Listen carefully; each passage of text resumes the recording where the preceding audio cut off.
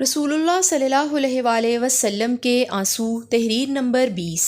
6 سالہ بچی نے آپ صلی اللہ علیہ وآلہ وسلم کی وفات کے بعد سینہ مبارک پر سر رکھ دیا اور زاروں قطار رونے لگی۔ یہ وہ عظیم بچی تھی جس کے نانا رسول اللہ صلی اللہ علیہ وآلہ وسلم اور نانی ام المومنین حضرت خدیجۃ الکبریٰ ہیں، باپ حضرت علی مرتضیٰ اور ماں سید النساء ہیں، چچا حضرت جعفر طیار اور بھائی حسن و حسین ہیں۔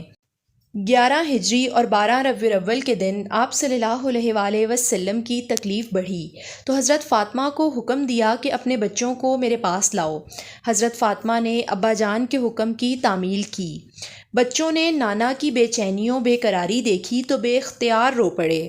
ان میں سے ایک 6 سالہ بچی نے تو نانا کو یوں کرب کی حالت میں بستر پر لیٹے دیکھا تو اتنی غمزدہ ہوئی کہ آپ کے سینہ مبارک پر اپنا سر رکھ کر سسکیاں بھرنے لگی اور رو رو کر ہچکی بند ہو گئی۔